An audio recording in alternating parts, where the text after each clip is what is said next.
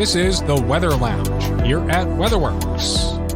Hello, everyone, and welcome back to the Weather Lounge, your favorite go-to podcast about weather. I'm your host, meteorologist Brad Miller, and I would like to thank you for joining us from here at our WeatherWorks headquarters in beautiful Hackettstown, New Jersey. And joining me, as always, is my well-rounded co-host, meteorologist Mike Mahalik. Hey there, Mike. What are you getting at with well-rounded, by the way? Well-rounded meaning... I hope you're talking that I am well-rounded with education. Yes, you're a well-rounded individual, both health-wise and... I know where you're going with that. Nah. I could afford to lose a few pounds. Nah. I get it. But anyway, hey, fall's here, and I'm not saying happy fall, y'all. Why? I just think... Well, you actually made me say it now, right? Okay. But anyway, the topic today is weather and history, which could be quite interesting when you look back. And joining us, too, is Mike Priante. He's here. Mike? Hey, guys. What's up? How's it going? Hey, good. So, Mike, how you doing today? How's everything going? Oh, I'm very excited. I don't know if the listeners are actually picking up on the quality, but we have upgraded our equipment finally. Hey, that's what we like to see. Yes, exactly. And today's episode is going to be interesting because we're going to be diving into the history textbooks for this one. We're going to be seeing how the weather can affect, really how it's affected the past events in history, all the way back to Columbus and as far recent as, the past couple of years. Yeah, weather and history. I mean, there's a lot of impactful weather that... changed historic events, and just the way that maybe certain things occurred and maybe the way that they didn't happen. So it's gonna be a fun topic to discuss. Yeah, so I mean, I don't know how you guys want to take it. Do you want to go in chronological order or not? But I mean, we could start all the way back with Columbus if you want to. Let's start with Columbus. I know it's not the most interesting thing, but I know. Mike wants to talk about it, so let's start with that. Well, the funny thing is that with Columbus's first voyage in 1492, actually nothing happened. Really? And what's really intriguing about that is that he left in August. And if you know anything about hurricanes and August in the North Atlantic, that's not a good time. I can imagine. So imagine you're out in the ocean and there's a hurricane, and this is before radar and satellite and things like that. So right. It had to be tough to kind of navigate around that. So he left in August during hurricane season. He landed in the New World in Cuba, Dominican, sometime in October. So really, he was covering basically the heart of hurricane season, and he ran into no storms. Now, that sounds pretty amazing to me. I don't know if he was a budding meteorologist, maybe he knew what was going on. I have no idea. He probably got extremely lucky, is what I'm trying to think of. How many name storms did they have that year, Mike? I don't think they named it. Come on. Yeah, they called it, I don't know, a gale or something. Yeah. I don't know what they would call it back then. But yeah, there was really nothing that happened that was crazy. And, it looks like he was exploring through January 1493. So, I mean, he was there a long time, but never really ran into any type of problems. The only thing he got was really nice easterly winds from the subtropical high that was probably over the North Atlantic. So a nice breeze is what you're saying. Yeah, at the sails. So he had a nice trip as far as I know, besides probably people. What was that, the Nina, the Pinta, and the Santa Maria? Yeah, that's it. I remember that from elementary. Yeah. But if we're taking things in order, I guess that still is me, right? Ah. I guess I got to go with now the Revolutionary War. Ooh, a fun time in history, I guess. Fun time for the United States, that's for sure. That's for sure, yeah. And what's interesting is you always see the paintings of George Washington crossing Delaware. And, a lot of times it depicts him in snow and ice and all that kind of stuff. And, the question is, was that true? Was it true, Mike? Do you guys think it's true? That he crossed with ice in the river? If it was in the book.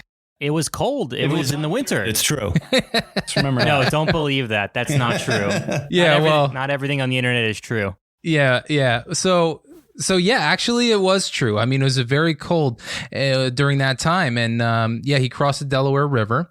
And the plan actually was to cross on Christmas night in 1776.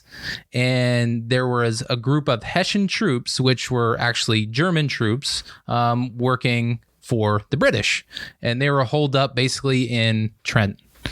And he wanted to surprise attack these Hessian troops. So he thought, what better time than the night after Christmas when everybody was celebrating during the prior day to do it. So here's what happened. So the river was icy. It was very cold at the time. So they had a little trouble with that, trying to get the boats across. Actually, only one of the 3 planned crossings made it. Based on this weather. And actually, it started to rain, then sleet, then snow during the crossing. That sounds like a difficult WeatherWorks forecast if I ever heard one. No, absolutely. For South Jersey, especially. Yeah, and it makes a whole lot of sense. Likely, I mean, I don't have 1776 records, but it certainly sounds like it could be a nor'easter situation, because one of the troops actually called it a hurricane blew in, but obviously it's not a hurricane in December, but just to say that the winds were that strong. So yeah, they crossed in those elements, and that's what didn't allow the other 2 crossings to get across. And they had to battle sleet and snow to do this. So only Washington's fleet made it across, and they actually did surprise the Hessians at Trenton and ended up winning that battle. And, it was pretty good too, because we were losing a lot of battles at that time against the British. So to get that victory after the crossing the Delaware was certainly a morale booster. Yeah, I couldn't imagine, back in the 1700s, I mean, how much protection could you have other than some jackets? I mean, your gloves probably get soaking wet, and it's probably it was miserable, I'm sure, but 100%. And actually, I guess they were trying to surprise them at night. They were trying to attack them like early in the morning before sunrise. But apparently they didn't do that because of the storm. But I just wasn't sure. Some sources say it was snowing at the time around 8 a.m. when they made their attack, and that concealed their, what do you want to call it? The attack on the Trenton troops there. But I couldn't quite confirm that everywhere. But if you want to just think of that in your mind, that might be fun. Okay. Yeah. That's all. All right.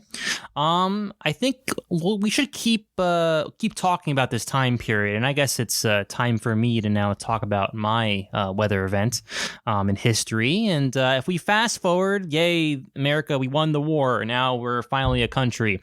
But not so fast, because if anyone remembers, the War of 1812 was kind of the comeback of the British attacking us. So obviously we won that war. We kind of got through that, but there were some downsides as well, like the burning of Washington, D.C. Think of this: our nation's capital finally is developed, and of course the British are coming through, and they want to burn everything to the ground. They want to capture the city, and they really tried to do that. But one good thing that actually prevented most, if not all, of the city from either being captured or burnt was the weather. And there have been accounts, and actually the National Weather Service looked into this, and they actually, obviously we can't really tell if this was, but looking at how the date, all the accounts from these journals and, eyewitness accounts, there was a pretty strong tornado that actually fell. Now, the burning of DC happened August 25th of 1814. So it was toward the end of the War of 1812. And really the battle was kind of swayed because the tornado did a ton of damage. And one account said that, cannons and debris were being lofted in the air, and a lot of casualties, believe it or not, were caused by the storm damage and the debris from the tornado rather than gunfire. So imagine that. People were getting, killed out there because of debris. So wait a minute, who was getting affected by these? Was everybody. it the British troops or was it us? It was everybody. I was going to say, was the tornado on our side or was it on the British side? You know, it's funny because actually... Because I'd like a tornado in my corner. I don't know. Actually, back in the day, a lot of these, back in the day, we weren't so technologically advanced, and the British were thinking this was an act of God, like, maybe this was a sign that we should retreat. And actually, because of the tornado, they did retreat. The gods were angry that day. Exactly, Brad. The gods were angry that day, so they decided to retreat. But in its wake, it caused damage to DC. So it wasn't like the tornado was on our side. We still took damage, and also this occurred for an hour to 2 hours long. So there might have been a big cluster of thunderstorms, heavy rain and wind. Maybe there was a microburst somewhere in there. But either way, it helped to douse the fires. So it was good and it was bad. It caused structural damage. People got hurt or were wounded or killed, but it did put out the fires and it prevented for most of DC from being destroyed. So now, did you say that it lofted cannons? Yes, it lofted cannons. And if you think how heavy a cannon is, right, that's what I'm trying to think about that. Though, I mean, tornadoes can be pretty strong, right? I mean, 100%, and they lifted tractor trailers, so. Yeah, no, and I'm impressed by the fact that it lifted cannons because, typically in the Northeast and the Mid-Atlantic, we don't usually get tornadoes that strong. That's strong, yeah. So, I mean, we're probably talking about a tornado that could be EF3. It really could have been. I mean, we don't have that data, unfortunately. We don't have the wind data from that, but from the accounts, I mean, some speculated back then it was a hurricane, but obviously the amount of time it occurred, it was very very short. So it based on everything, and that's what the National Weather Service has postulated, that it was a tornado that affected the area. And just one thing, I want to give a shout out to my friend who works in the Capitol, Scott Jung. He works in the Capitol as a tour guide. He actually gave me some information for this. So so it's confirmed. This is all confirmed, yes. So excellent. The War of 1812, the burning of DC, was thwarted by what will be a tornado. Event. Yes, it was severe weather. So you can thank that for saving our country. Yeah, that's interesting. A lot of people forget about the War of 1812 also. Yes, exactly. Important time in our history. But Brad, I think you're up next, right? All right, let's hear what you got, Brad. Well, we're going to jump ahead here a little bit then. Fast forward through time. We're gonna head into the 20s and 30s. And I think a lot of folks know what happened here with the Dust Bowl. And, a lot of the country was still dealing with the Depression in the late 20s, early 30s. I mean, it was bad. Economy was really bad. But the only place that was actually doing well in the economy was the farming. And of course, that's mainly in the Midwest. And basically what happened was, it was a basic normal weather pattern for several years. Everything was going great. I mean, the yield to these crops were doing good. And again, this was really keeping the U.S. economy going at a time when, a lot of folks were out of work. And again, the Depression, and a lot of folks were poor. But the farming economy was still a boon. So that's where the money was being made. However, after 1931, there was some big changes to the weather pattern, and it basically lasted a long time, and it kind of just dried up the Midwest. There was no irrigation back then. Folks were having to deal with, whatever fell from the sky, that's what you get. And if you don't get rain, well, then your crops are going to fail. And kind of that's what happened for a good 5 to 10 years across the Midwest. Now, there is the Ogallala, I think I'm saying that right, the Ogallala Aquifer. And that was being used, but it wasn't being used all that much yet at the time. Basically, what it is a big lake below the Midwest. It's in the deep down on the ground, and they would get water to come up from that. They would pump the water up from this big aquifer, and it would help out. But again, you can't take all that water out when nothing's falling to replace it. So they really did have to kind of watch how much water they took. But at the time, nobody knew that it was just going to kind of dry up. So even that started to have issues by the late 30s when this Dust Bowl continued, and really it left a scar on the out west. I mean, in the Midwest too. I mean, there was a lot of issues with the silt and the clay that was now showing up, and the ground was so hard that it took a long time for it to recover when the weather pattern did kind of get back to normal. So, I mean, even though, maybe we got the rain back, but the ground just wasn't recuperating as fast as it should have. And again, they would still use the Ogallala aquifer. You're having trouble with that one, but I think anybody would. But so it's something that that kind of changed the whole. Thankfully, the U.S. started coming out of the Depression then, but the farmers were still having trouble with the Dust Bowl that was going on. So, and now you think about it today, and you see what's happening out west sometimes with the wildfires and the drought that continues, and you wonder if something like that is now occurring. I mean, we're having issues already with the water supply out west. I mean, it's cyclical, I'm sure, with these weather patterns. We've seen nothing like the Dust Bowl before, at least since the 1930s, but maybe there's something going on out west where we're starting to see more and more of this drier pattern. And, you think about it, if the pattern stays like that, and it's been very persistent over the last 10 years. So you wonder if because it's so dry below, then the upper level pattern and the weather patterns themselves, kind of react to that. So maybe that's why there's been such a surplus of heat and dry weather out west. So, it kind of goes hand in hand, and hopefully we don't see something like that again. But, that definitely changed history a lot for the U.S. back in the 30s. Right. And it's funny you mentioned the West because, that can certainly affect some of those wine crops too. They're out there. The vineyards, they could certainly have a lot of trouble with that dry weather, the fires, and things like that are going on. And it's certainly concerning, but hopefully, this pattern over the last actually couple years will start to break soon. Well, you want to take a break here? And we could take a quick break, and then after that, we can come back with DDay. Oh, that's one of the fun. Yeah, and that's a major weather decision that was made there, and we can certainly talk about that right after this. Heads up, it's time to renew your subscription for certified snowfall totals. Don't get left behind with unreliable information. Get the facts with WeatherWorks. We take pride in the accuracy of our post-storm snow and ice totals, and will always provide you with the weather details that matter most. Don't wait for the first winter storm. Renew now and get ahead of the pack. Visit CertifiedSnowfallTotals.com today or call us at 908-850-8600. Hello, everyone, and welcome back to the Weather Lounge, your favorite go-to podcast. And today's topic is weather and history. And we've covered already the Columbus voyage across the Atlantic. We covered the Dust Bowl. We talked about the War of 1812, the crossing of the Delaware. And now we're going to move on to D-Day. And Mike Priante, you've got some good info on this. Oh, I do. And I think Mike, other Mike as well, has some information. Other Mike.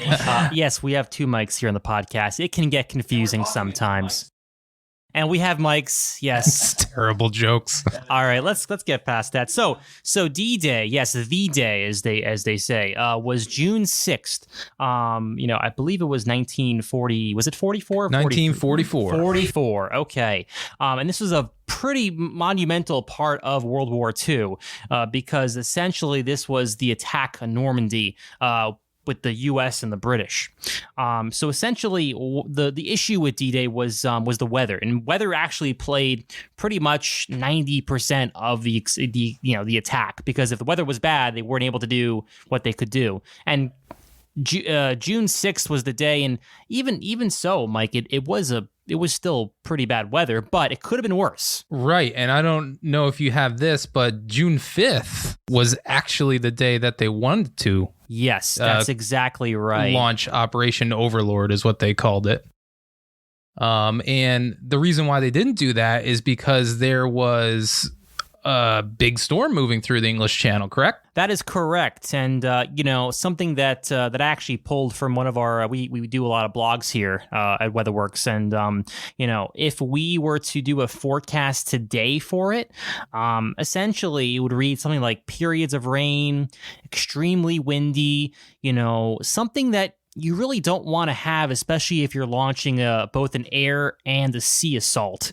Think about the waves that would have been, pushing ashore. Yeah, I mean, it would have been terrible to try to launch that invasion. I mean, first of all, you have no air support because of the clouds and the rain, and then you're taking all of those ships. I mean, I forget how many ships actually crossed the channel. Well, I'm no history buff, so unfortunately, this isn't the history podcast, so we're not going to give you a lot of information. But I feel like it was in the hundreds or more, probably, or possibly even close to 1,000. I can't remember. I remember watching a show about D-Day not long ago.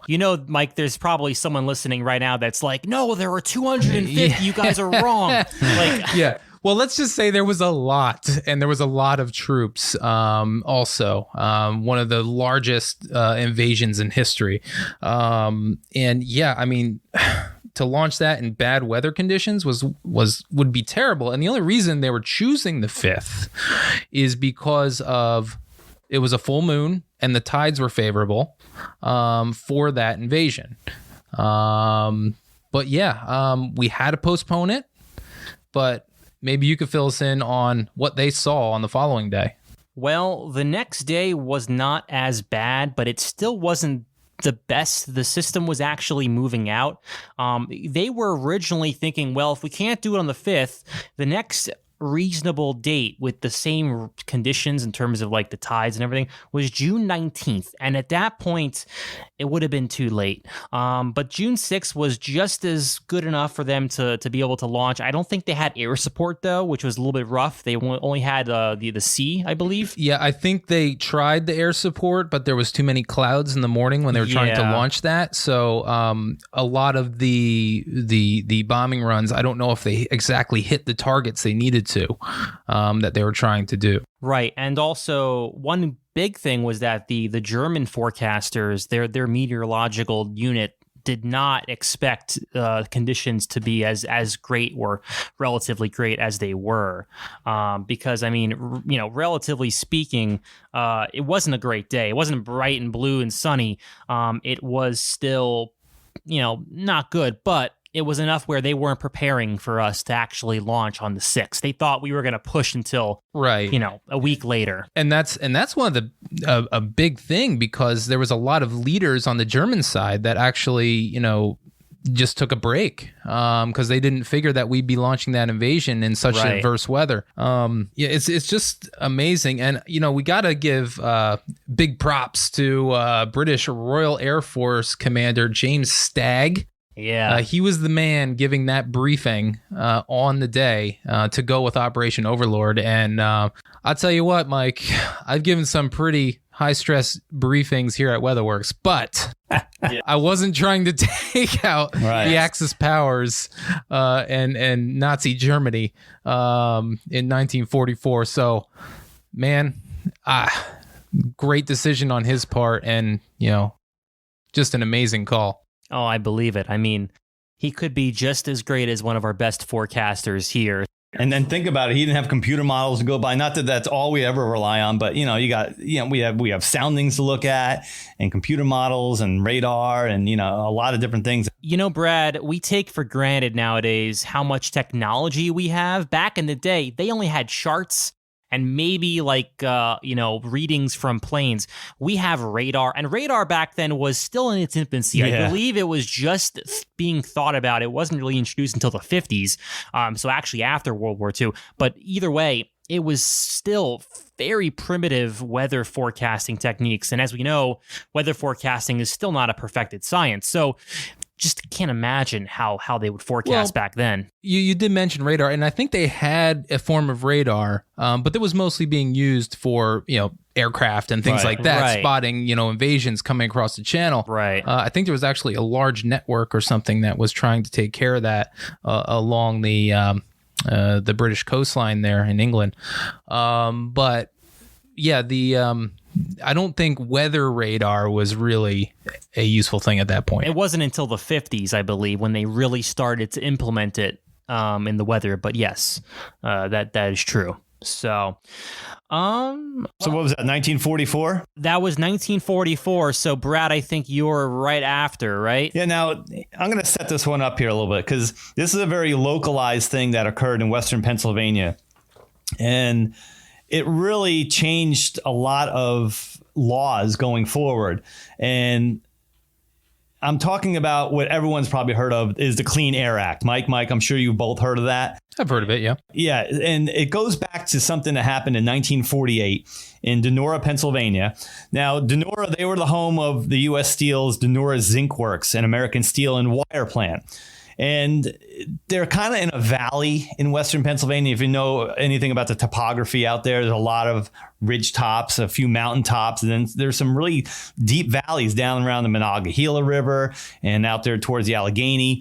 So really, in essence, what happened now, on October 27th of 1948, all the toxic gases and all the stuff that gets released by this Zinc Works factory and these emissions. And usually they were just, back then nobody knew what was going on with when you make things like this.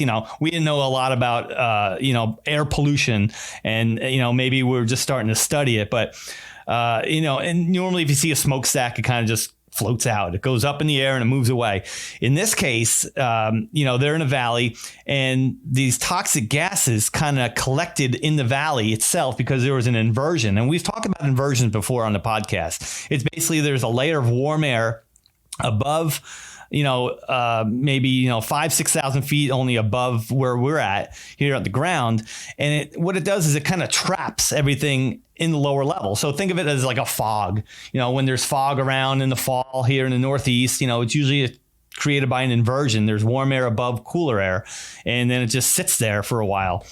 And it takes a while sometimes to mix out, but eventually, the sun comes out or it just gets cloudy. But in this case, the inversion was so strong and there was really no air movement that all these toxins and all these emissions just kind of sat in the lowest, like 5,000 feet of the air, of the atmosphere. And it basically settled right there at the valley floor. It turned yellow and it got all heavy and stinky.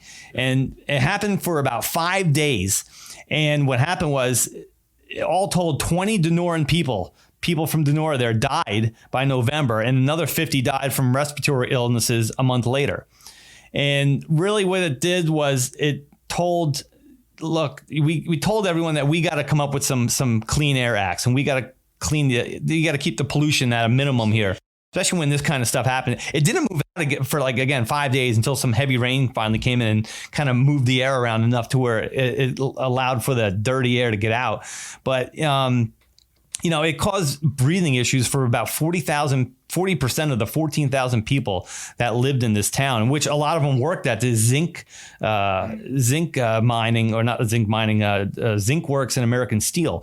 So basically what happened was then after that in 1955, they signed the Air Pollution Act because of this. It took them 7 years. I don't know why it took that long, but think of it. This isn't just in Western PA. This is probably happening a lot in West Virginia. Think about all the coal mines and all the coal pollution at that time, because we weren't burning natural gases at much by then. It was all this kind of stuff and all these mining areas and all this emission stuff. And eventually then finally in 1963, the Clean Air Act was passed, and that still continues to this day. So all these air quality bills were brought out and passed because of this Donoran air inversion that happened back in 1948. So I don't want to say thanks for that happening, but this is a reason why it kind of changed history going forward. And now the Clean Air Act is still in effect now 70 years. So it's unbelievable that it took something like that for us to clean the air out. Well, Brad, a lot of times things in history change because, things happen. Right. So we learn from our mistakes, right? And we always change. Sometimes we repeat our mistakes, but at least we're well aware of what's happened in the past, and we try to fix it for the future. I wonder if something similar happened. I'm from the Lehigh Valley in Pennsylvania. I know Palmerton area on the mountain there. They're right in between that, yeah. There was a zinc factory there that ruined the entire mountainside. I think it closed down finally. And I don't know exactly if that was just a prolonged thing that happened over the years, but man, that really destroyed. I know exactly what you're talking about. It's by Blue Mountain there, and that whole side of the mountain is just Right. like wiped out, and there's like looks like the moon or something. Right, Brad. Did you look? I just pulled this up, and you reminded me about the Great Smog of London in 1952. Do you remember that, or did you look that up? Yeah, right. you Back remember in that, my Brad, day. right? I'm pushing 70 today these days, Mike. Yeah. No, I remember hearing something about that though too. I don't know what the. So I'm just reading it off here, and it was basically it was a lot of combination of just a pretty big inversion developed because of a system that moved through, and it was basically, well, after the system moved through, it was like basically dead calm with the winds, and of course 1952, as you know, they probably in the UK did not This have. is in the UK, yeah. This is in the UK, and they didn't have as great of obviously air quality laws. So a lot of that, from the smog from coal factories. And really, this set up, and I mean, it was a couple of days. It was December 5th through the 9th of 1952, and I mean, people had to wear masks. They couldn't, it was basically dark every single day. It was pretty bad. It didn't mix out until the 9th because it was just the winds really didn't pick up. So You need some kind of mixing to get that. you do. That's crazy. I mean, you would think that in, Britain or in England, a lot of times they do have those gales that come through that are, I'm talking like an old timer now with the gales, because of the whole, Back in my day. oh, that big gale came out of the northeast. But Dana Carvey, wasn't that from SNL? yeah, Back in my day, we didn't have this. We Yeah. liked it. but anyway, but yeah, that's amazing, to have that happen so, impactfully, or if that's a word. Right. It looks like they had their own Clean Air Act in 1956. Yeah, okay. So just like the U.S., I guess laws were being passed, obviously, after events, so. So I think we're fast forwarding to 9/11. Is that correct? I think so. I don't think there's any other events that we could talk about before that. I mean, there probably are a ton of events that we're Of course. missing. Obviously, otherwise would have been a 2-hour podcast. I'll bring up something really quick here, though, before we get to 9/11, because, it's a 20-year anniversary of that horrible day back in 2001. So we'll get to that in a second. But, one other thing was in 1986. And I don't know all the details about it, but if you remember, and maybe I know Mike Perante probably doesn't, and this is going to show my age and Mike Mahalik's age, but the Challenger disaster. And I was young, but I remember seeing it on TV. I remember being a kid.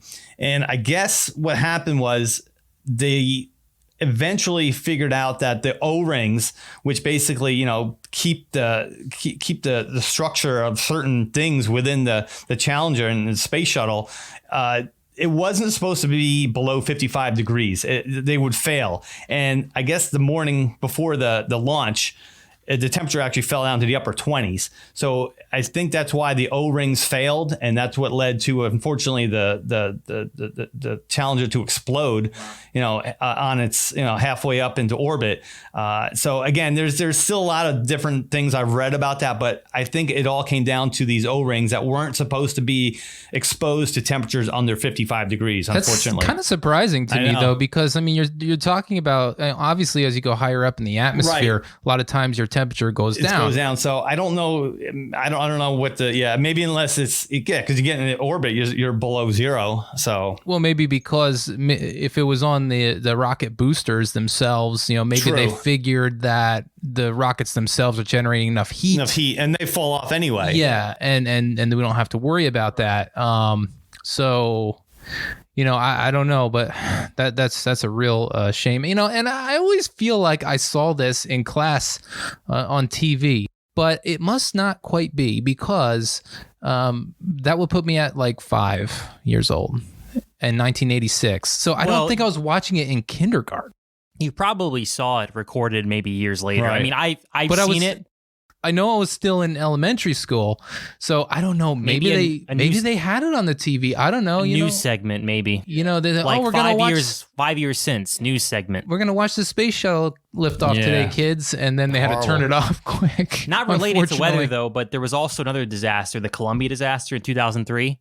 Okay, Right. That was not related to whether that was a malfunction. As they were returning to Earth, there was some foam that got into the that's right. rocket I fuel, was- and then yeah. it combusted, unfortunately. Not related to weather, but another disaster. Just we're on that same route. So, all right, now time to talk about what happened on 9/11. Very sensitive subject, 9/11, of course. We'll go quickly with this. This is not a big we don't thing. want to, offend anybody out there, but we just want to talk a little bit about what the weather was like because on 9/11. there was a weather situation that could have changed or altered 9/11, believe it or not. All right, who wants to? I guess I'll go through this really quickly. So, back on September 11th, 2001, Hurricane Erin was about 500 miles off the coast, and back then, the National Hurricane Center was projecting this to stay offshore. There was a cold front that moved through the day prior, which brought thunderstorms and showers across the East Coast. So it was because of that cold front that essentially kind of kicked the hurricane. Right, the trough behind it, like we always see, and you get it's always the trough ridge pattern, how fast they're moving, and this one got through before 9/11. Exactly, and so the thought is that if you look at there's tons of satellite images from that day, you could see the big Hurricane Erin offshore, blue clear skies as high pressure filled in. Of course, you can see the smoke plumes from New York City. And I know we're right around the 20th anniversary when this is going to be airing. So just something to think about that, we don't want to speculate what would have happened if the hurricane did move on shore, if the cold front never went through. But of course, something that obviously weather could have made an impact. Right. But yeah, I mean, and it's a no-win situation there, because Exactly. if the hurricane would have impacted, we're going to affect millions of people with flooding and winds and everything else too. Exactly. So it's just like I don't even know, like, if. I mean, hopefully that I wish it would have changed what actually happened on 9/11. I just don't know. I mean, and you're not certain whether or not it would have happened still, maybe a different day. I mean, there's a lot of factors that we're not going to go into, but just something that we wanted to bring up considering there was weather at that time and it was an interesting topic to bring up.